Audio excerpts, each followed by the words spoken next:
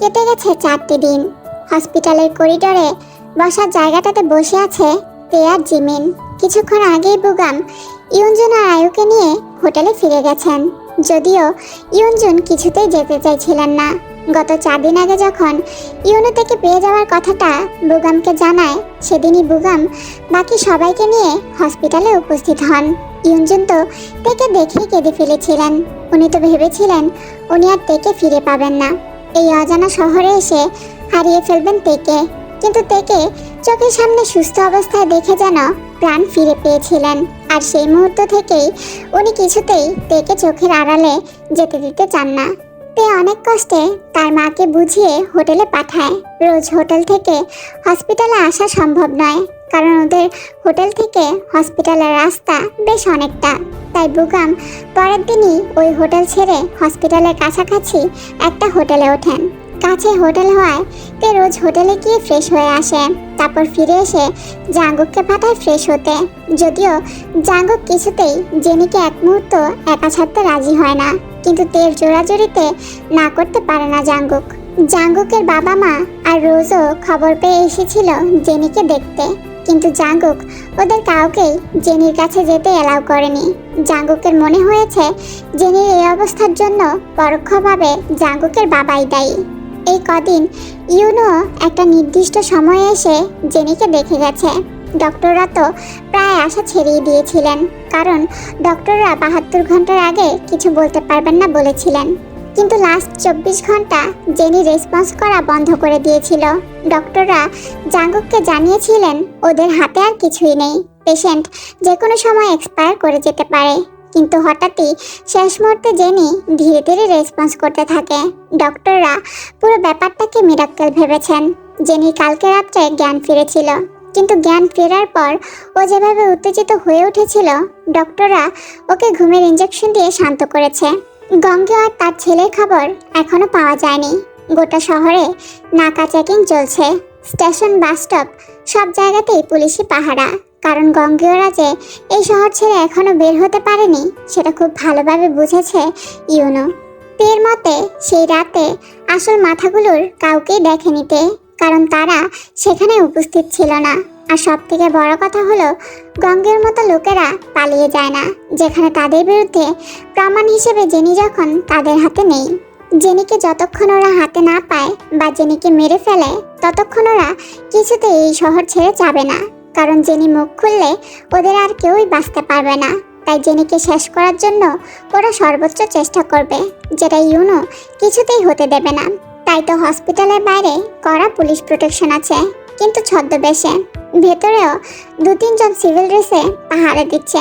যদিও জেনি মুখ না খুললেও ইউনোর কাছে যথেষ্ট প্রমাণ আছে যা গঙ্গীয়দেরকে শাস্তি দিতে যথেষ্ট। কিন্তু জেনির একটা স্টেটমেন্ট গঙ্গীয়দের ধ্বংস করে দিতে পারে, সেটা জানে ইউনো। তাই জেনির একটু সুস্থ হওয়ার আশায় বসে আছে ইউনো। কিছুক্ষণ আগেই জেনির রুমের ইলেকট্রিক বোর্ডটাতে শর্ট সার্কিট হয়েছে, তাই ওকে পাশের রুমে শিফট করা হয়েছে। জাঙ্গুকও জেনির সাথে ওই রুমে আছে। তে বেডে বসে জেনির ওষুধপত্র সব গোছাচ্ছে পাশের রুমে নিয়ে যাবে বলে। হঠাৎ পেছন থেকে কেউ একটা রুমাল দিয়ে ওর মুখ চেপে ধরে। আচমকা এরকম হওয়াতে তে নিজেকে ছাড়ানোর জন্য ছটফট করতে থাকে। হাতে সব ওষুধ এদিক ওদিক ছড়িয়ে পড়েছে, কিন্তু শেষ রক্ষা হয় না। একটা সময় সেন্সলেস হয়ে ঢলে পড়ে। অনেকটা সময় পেরিয়ে গেলেও তে জেনির রুমে কেন আসছে না বুঝতে পারছে না জাঙ্গুক।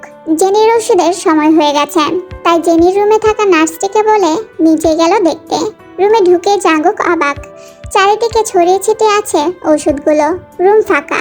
বেডের সাইডে টেবিল রাখা পানির বোতলটা নিচে গড়াগড়ি খাচ্ছে। রুমটা দেখে কিছুই স্বাভাবিক লাগছে না, তাই রুমের বাইরে এসে কনস্টেবলগুলোকে খোঁজে, কিন্তু কাউকেই দেখতে পায় না জাঙ্গুক। হঠাৎ পেছন থেকে একটা কনস্টেবল দৌড়াতে দৌড়াতে এসে জাঙ্গুকের সামনে দাঁড়িয়ে জিজ্ঞাসা করে, কি হয়েছে স্যার? Any problem? বেশ কিছুক্ষণ আগে এই রুমে যে মেয়েটি ছিল তাকে কোথাও দেখেছেন? জাঙ্গুক বেশ উদ্বিগ্ন মুখে জিজ্ঞাসা করে। কনস্টেবলটি কিছু বুঝতে না পেরে বলে, না স্যার, আমি তো ম্যাডামকে কোথাও যেতে দেখিনি, তবে আমি একটু আগে ওয়াশরুমে গিয়েছিলাম, হয়তো তখন ম্যাডাম কোথাও। কনস্টেবলটি আর কিছু বলার আগেই জাঙ্গুক পকেট থেকে ফোন বের করে ইউনোকে ফোন করে। ইউনো হসপিটালের দিকেই আসছিল, তাই জাঙ্গুককে আসছে বলে ফোনটা কেটে গাড়ির গতিবেগ বাড়ায়। ততক্ষণে নার্সও বেরিয়ে এসেছে জেনির ওষুধের সময় হয়ে গেছে বলে ওষুধগুলো নিতে। জাঙ্গুক দৌড়ে আবার রুমে ঢুকে ওষুধগুলো মেঝে থেকে কুড়িয়ে একবার রুমটায় ভালো করে চোখ বুলিয়ে বেরিয়ে এসে নার্সের হাতে ওষুধগুলো তুলে দেয়। টেনশনে ওর দম বন্ধ হয়ে এসেছে। তে কোথায় গেল মাথায় আসছে না জাঙ্গুকের। একটা রুমে হাত পা বাঁধা অবস্থায় বসে আছে তে। চোখ খুলতে চেয়েও পারছে না। হঠাৎ গালে একটা ঠান্ডা হাতের স্পর্শে ধীরে ধীরে চোখ খুলে তাকানোর চেষ্টা করে তে। প্রথমে আবছা মনে হলেও ধীরে ধীরে চোখের সামনে সব স্পষ্ট ফুটে উঠতে থাকে। চোখের সামনে বসে থাকা মানুষটাকে দেখেই আটকে ওঠে তে। কাঁপা কাঁপা গলায় বেরিয়ে আসে একটাই কথা, কাইসার। সামনের মানুষটার মুখে তখন বাঁকা হাসি, যেমন কোনো জিনিস জেদ করে পেয়েও হাতছাড়া হয়ে যাওয়ার পর হঠাৎ করে সেই জিনিস হাতের মুঠো চলে আসে, তখন যেমন হয় এখন কায়েরও সেই রকম অনুভূতি হচ্ছে। কেমন আছো তে? কায়ের সামান্য কথাতেই যেন থরথর করে কেঁপে ওঠে তের সারা শরীর। কায়ের হাত তখন গাল ছাড়িয়ে গলার কাছে নেমেছে, কিন্তু তে কিছুই করতে পারছে না। ওর হাত পা মুখ তখন বাঁধা, কিন্তু তাও চেষ্টা করছে নিজেকে মুক্ত করার। এখন তের অবস্থা ঠিক খাঁচায় বন্দি পাখির মতো, মুক্ত হওয়ার জন্য ছটফট করছে, কিন্তু মুক্তি পাওয়ার কোনো উপায় নেই। হঠাৎই কায়ের হাতটা তের গলা থেকে তের চুলে যায়। তের চুলের মুঠিটা ধরে টেনে তের মুখের কাছে মুখটা নিয়ে দাঁতে দাঁত চেপে বলে, অনেক সহ্য করেছি তোর নাখরা। কি ভাবিস তুই নিজেকে? আমি আগেই বলেছি আমার হাত থেকে বাঁচা এত সহজ নয়। আর এমনিতেও তোর সাথে অনেক হিসেব বাকি আছে। আজ ওই জীবন জাঙ্গুকও তোকে বাঁচাতে আসবে না। আমার সব অপমানের শোধ আমি তোর থেকে তুলবো। দেখি তোর ওই জীবন জাঙ্গুক কিভাবে তোকে আজ বাঁচায়। তে তখনও ছটফট করে চলেছে। বাঁচতে চায় সে এই মানুষটার থেকে। এই মানুষটাকে সে বড্ড ভয় পায়। চোখের সামনে ভেসে ওঠে কলেজের সেই ঘটনাটা, সেই নোংরা স্পর্শটা। চোখ ফেটে পানি বেরিয়ে আসে। তাই তখন চুল ছেড়ে আবার গালে হাত দিয়েছে। স্পর্শটাতে সারা শরীর ঘিন ঘিন করে ওঠে তের। কামনাতুর গলার স্বরটা আবার কানে বাজে, সেদিন যদি আমার কাছে ধরা দিতিস তাহলে আজ ব্যাপারটা অন্যরকম হতো। কিন্তু না, জাঙ্গুক খুব বড় ভুল করেছে সেদিন আমার গায়ে হাত তুলে। তার ভুলের খেসারত তো তোকে দিতেই হবে। অবশ্য সে তার সাজা পেয়েছে। বোনের ওই অবস্থা দেখে নিশ্চয়ই ভেঙে পড়েছে বেচারা। এরপর নিজের প্রিয় ছাত্রীরও একই অবস্থা হবে। কথাটা বলেই অট্ট হাসিতে ফেটে পড়ল শয়তানটা। তে বিস্ফোরিত চোখে তাকিয়ে আছে কায়ের দিকে। কি বলল লোকটা? জাঙ্গুক স্যারের বোনের অবস্থা, মানে উনি সব জানেন? তাহলে কি উনি সেই তৃতীয় ব্যক্তি যে জেনিকে রেপ করেছে? কথাটা ভাবতেই তে কেঁপে ওঠে। ওর মুখের ভাবভঙ্গি দেখে কিছুটা আন্দাজ করেই কাই আবার বলল, ঠিকই ধরেছিস, জেনিকে গ্যাং রেপ করা সেই তৃতীয় ব্যক্তিটি আমি। গঙ্গিও আমার ছোট মামা। যেদিন অপমান করে আমাকে কলেজ থেকে বের করে দেওয়া হয়েছিল সেদিন আমি ছোট মামার কাছে যাই। তারপর ওদের সব কথা খুলে বলতেই ওরা আমাকে আশ্বাস দেয়। ওদের কাছ থেকে জানতে পারি যে ওদের সাথে জাঙ্গুকের পার্সোনাল শত্রুতা আছে। তাই আর দেরি না করে ওদের সাথে হাত মিলিয়ে নিই। ওরাও এতদিন জাঙ্গুকের উপর নজর রাখছিল, কিভাবে জাঙ্গুককে মানসিক দিক থেকে ভাঙা যায় সেই চিন্তাই করছিল। আর সেই সময় জাঙ্গুক সাজেক আসার প্ল্যান করে, আর আমরাও আমাদের প্ল্যানটা করে ফেলি, চলে আসি সাজেক। আর জানো, জাঙ্গুক আমাদের প্ল্যানটা না আরও সহজ করে দিয়েছিল। নিজের ফ্যামিলির সাথে একই হোটেলে না থেকে আলাদা কটেজ নিয়ে থাকতে শুরু করলো। সুযোগ বুঝে জেনিকে আর আয়াটাকে তুলে আনা হলো। যদিও ওদের প্ল্যানটা আমি পুরোটা জানতাম না। ওরা শুধু বলেছিল যে জাঙ্গুককে ভাঙতে ওর দুর্বল জায়গায় আঘাত করবে। কিন্তু ওর দুর্বলতা যে ওর বোন, সেটা না আমি জানতাম না। বিশ্বাস করো, আমি তো শুধু তোমাকেই মনে প্রাণে চেয়েছি সেই কলেজের প্রথম দিন থেকে। যখন তোমাকে দেখেছি তখন থেকে তোমাকে আমার কাছে আমার বিছানায় কল্পনা করেছি, কিন্তু তুমি তো পাত্তাই দিলে না।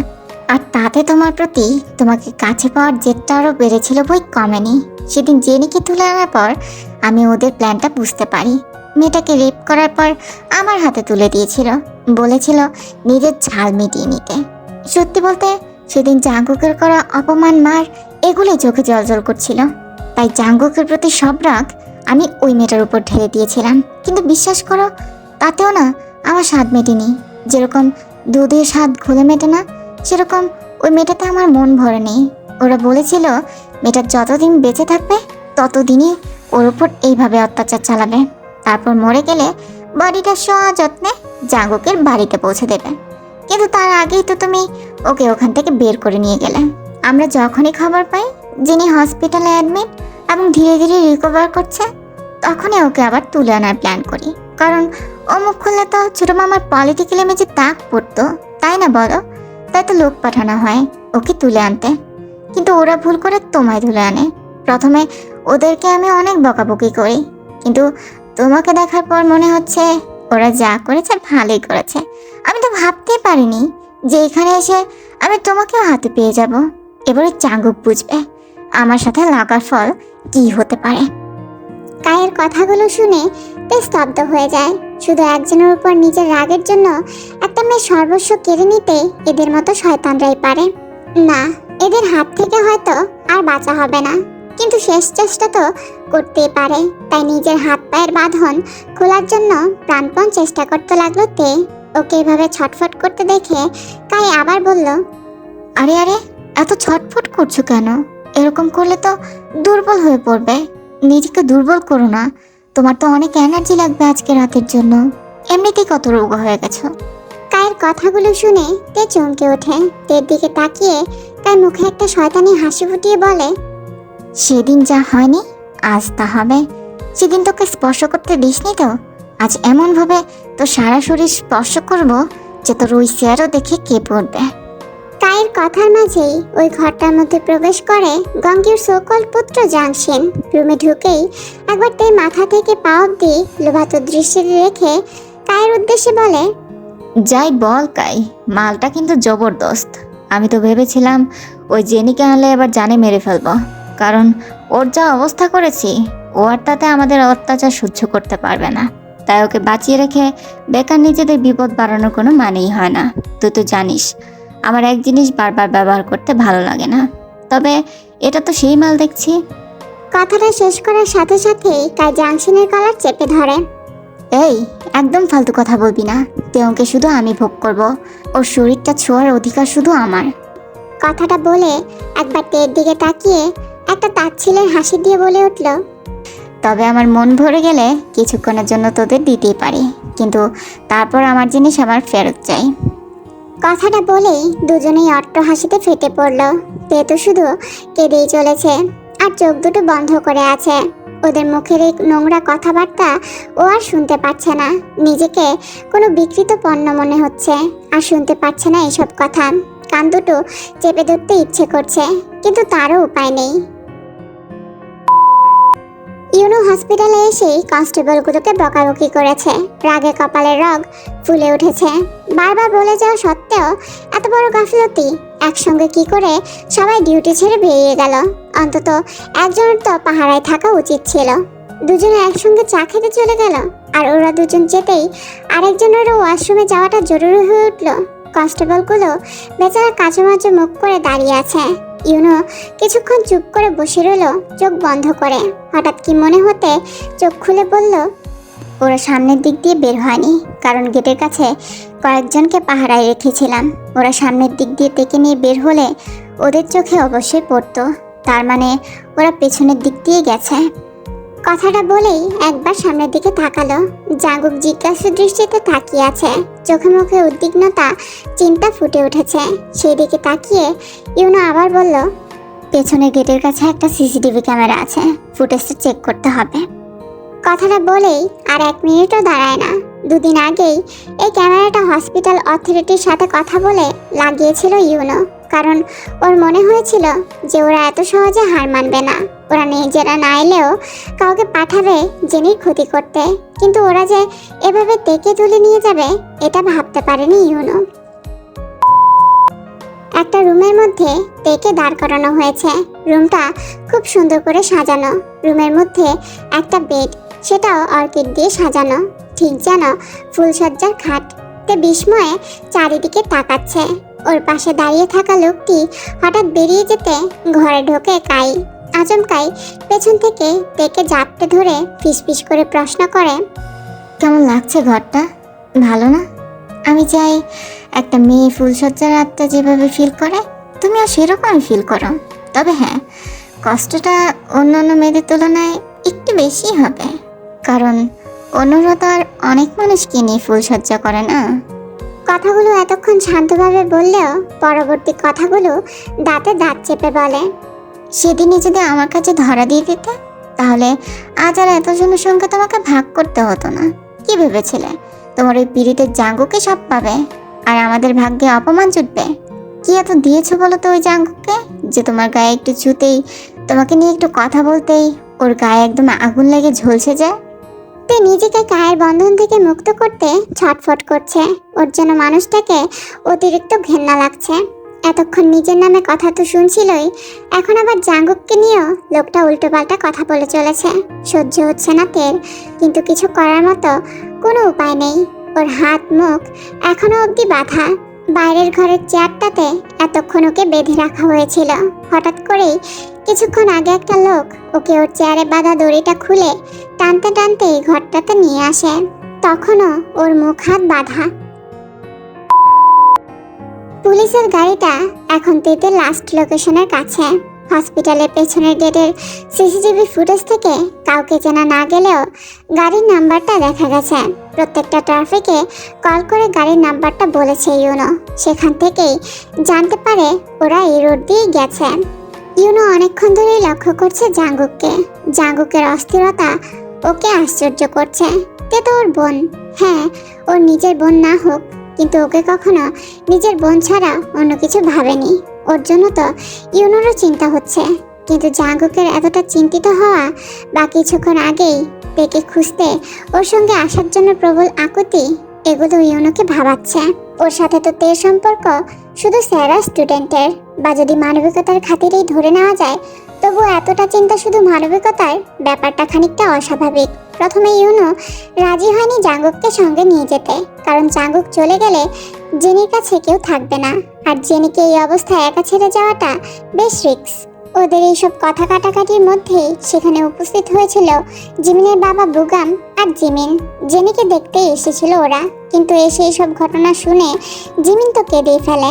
আর জাঙ্গুক জিমিনকে জেনির কাছে থাকতে বলে, আর বুগামকে টেকে ফিরিয়ে আনার আশ্বাস দিয়ে ইউনোর সাথে বেরিয়ে আসে। এখন দিন না রাত বুঝতে পারছে না তে। বাইরে যাওয়ার উপায়ও নেই। কাঠের ঘরটাতে জানালা দরজা সব বন্ধ। একটা মেয়ে কিছুক্ষণ আগে এসে একটা অদ্ভুত ধরনের পোশাক পরিয়ে দিয়ে গেছে তেকে। অনেক কাকুতি মিনতি করেছে ওকে ছেড়ে দেওয়ার জন্য, কিন্তু কান নামক জিনিসটা যেন এদের কারো কাছেই নেই। অদ্ভুত লাগছে তের, ঠান্ডাও লাগছে বেশ। ফায়ার প্লেসটাতে আগুন জ্বলছে ঠিকই, কিন্তু তাও একটা গরম পোশাক না হলে কি করে চলবে। শরীরের অর্ধেক অংশ দৃশ্যমান, বারবার হাত দিয়ে ঢাকা দিচ্ছে তে। ড্রেসটাকে টেনে নামানোর চেষ্টা করছে, কিন্তু বৃথা সে চেষ্টা। ঠান্ডার ভয়ে থরথর করে কাঁপছে তে শরীরটা।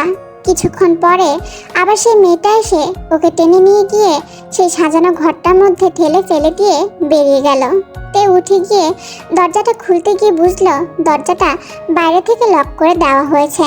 সারা ঘরে সুগন্ধি আর মোমবাতির আলো। তে চারিদিকে চোখ বোলাতে গিয়ে লক্ষ্য করলো ফায়ার প্লেসের কাছে সোফাটা কেউ বসে আছে, হাতে বোধহয় সিগারেট। হঠাৎ লোকটা উঠে পেছন থেকে সামনে ফিরে তাকালো।